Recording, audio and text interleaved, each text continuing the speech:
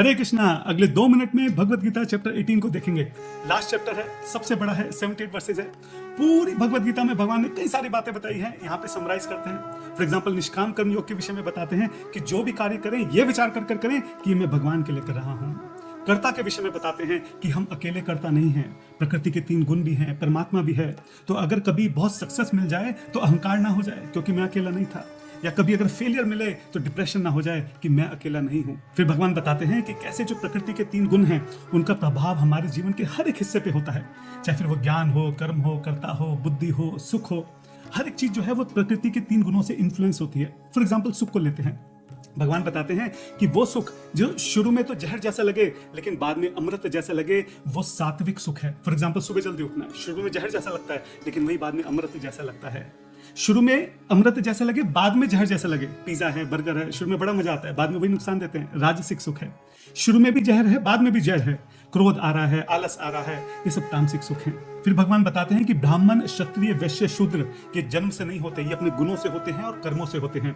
फिर भगवान ब्राह्मण के ये गुण है, क्षत्रिय के, वैश्य के, शूद्र के, सबके गुणों का विस्तार से वर्णन करते हैं।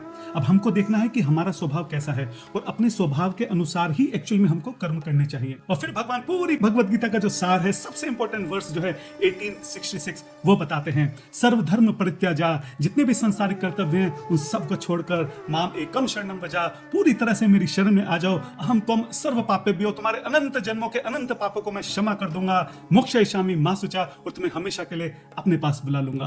और फिर भगवान ये भी बोलते हैं कि भगवत गीता का ज्ञान जो औरों को जाके बताता है वो मेरा सबसे प्रिय बन जाता है, और असंशय, कोई संशय नहीं है कि मैं उसको हमेशा के लिए अपने पास बुला लेता हूँ। और वही अर्जुन जो शुरू में बोल रहे थे कि उनकी आंखों से आंसू बह रहे हैं, शरीर कांप रहा है, जिनका धनुष गिर गया था, अब क्या कह रहे हैं? नष्ट मोहम स्मृति लब्धा, मेरा जो मोह है वो नष्ट हो गया है, स्मृति वापस आ गई है, अब मैं आपके आदेश का पालन करने के लिए पूरी तरह से तैयार हूँ। और फिर संजय कहते हैं यत्र योगेश्वर कृष्णा, जहां पर कृष्ण है वही अर्जुन है, वही विजय है, वही ऐश्वर्य है और वही न्याय है। तो यहाँ पे भगवत गीता समाप्त होती है। अगर हम भगवत गीता को अपने जीवन में उतार लें तो ये जीवन तो सुख से बीतेगा ही, और इसके बाद भी पुनरअपि जननम पुनरअपि मरणम का जो चक्र है, इसको काटते हुए हमेशा के लिए भगवान का जो दिव्य धाम है, जो हमारा अपना घर है, वहां भगवान की जो दिव्य लीलाएं हैं, उसमें हमेशा हमेशा के लिए हम भगवान के पास लौट जाएंगे। भगवत गीता का डिस्कशन कंटिन्यू रखेंगे और डिटेल्स मैं फर्स्ट कमेंट में डाल दूंगा। श्रीमद् भगवत गीता की जय, श्रील प्रभुपाद जी की जय। हरे कृष्णा।